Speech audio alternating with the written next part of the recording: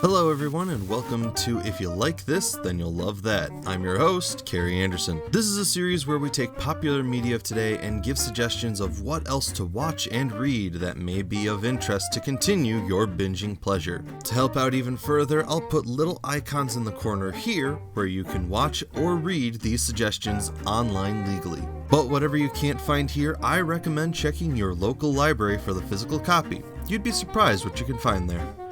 Today's topic is the gem-bellied boy Steven Universe. Raised by a group of magical gem people, Steven is the son of a revolutionary gem named Rose Quartz, who rebelled against her home planet. With that quick summary, Steven winds up becoming something even more to many of its fans. Its overarching theme of friendship winning over enemies and queer representation has won over many of fans.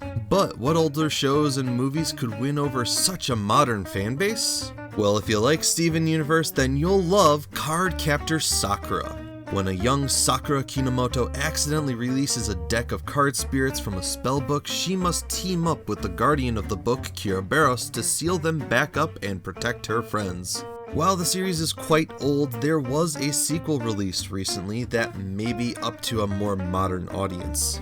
Overall, the series is adorable as most of Sakura's friends have a queer aspect to them, and with no real necessary enemy, the whole series winds up being a very friendly adventure. Though it should be noted that some of the romances don't hold up well today, such as the relationship of Sakura's parents. Next is a pretty obvious one, it's She-Ra and the Princesses of Power. Young Adora is raised by the evil horde to take over the land, but when she finds out just how evil they are, she joins up with the resistance against the wishes of her best friend Catra. A beautifully conflicting series as former friends take two sides in a war while discovering themselves. This series has a very strong queer representation and continues the winning over enemies into friends theme from Steven Universe. The series recently finished up, but try not to confuse it with the 80s cartoon the series is based on. And now a favorite series of mine is Revolutionary Girl UTENA. In Otori Academy, Utena Tenjo is a high school student who is unknowingly brought into a tournament for the hand of the girl called the Rose Bride. Those engaged to the Rose Bride could be given the power to revolutionize the world. But what could that mean? A mysterious series, the queer aesthetic of this show is all over the place and serves as a big inspiration to Steven Universe.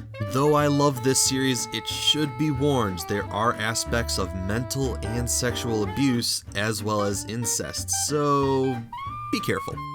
If you're looking for a post-apocalyptic adventure, look no further than Kipo and the Age of the WONDERBEASTS. Set in a future where humans live underground to avoid the surface of a mutant-run world of anthropomorphized and gigantified animals, Kipo must find her way home with the help of some new friends she meets along the way. This is one more recommended for the family dynamic than its queer representation. Steven Universe fans will be able to appreciate the overarching mystery as well as the development of Kipo and her powers. Of course, probably the biggest draw is Kipo's demeanor in being nice and making friends wherever she can. Next up is the Universal Traveler Wander Over Yonder. The universe is a big place, but Wander goes to various planets to meet all kinds of new and outrageous people. People like his best friend Sylvia and the villainous Lord Hater and his right-hand man, Commander Peepers. Definitely a cartoony show with its wild antics, this energetic series was created by Craig McCracken, creator of Powerpuff Girls and Foster's Home for Imaginary Friends. Wander's friendly demeanor and banjo playing harken back to Steven's smile and ukulele, especially when they both use their instruments to woo their enemies into friends. Unfortunately, many times I have recommended Wander to friends, they seem turned off by the repetitive theme song. How about a blast from the past with XENA Warrior Princess? Set in ancient Greece as a spin-off of Hercules' The Legendary Journeys, XENA is a former warlord turned into a hero seeking redemption as she travels with her partner, Gabrielle, protecting people and fighting monsters. This was a very well-acclaimed series back in the day, especially for its homosexual representation of the protagonists. Though with age comes lower quality effects, and if you can't get past its cheese, this may not be the series for you. Let's take a look at a few video games. First on this list is Undertale. You, a lone child, are lost in an underground cavern. As you travel through, you encounter all kinds of monsters that hurt you, but it's up to you to decide whether to keep it friendly or get violent. This is a world of all kinds of wacky characters, and despite your muted tone, these characters can easily befriend you. But you gotta be careful of those you hurt because it could make things more difficult along the way. While the series is well acclaimed, the gameplay may not be for everyone, as its older style of graphics and gameplay can be an acquired taste. Now let's talk about 2064 Read-Only Memory.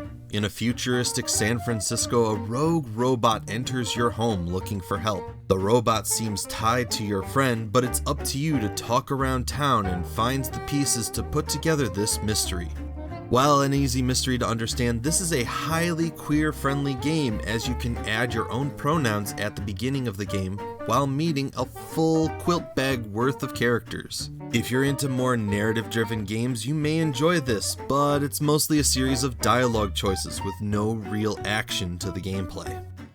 But of course, you should check out Gaogagar. In Gaogagar, all the robots are powered by space stones called the G-Stone.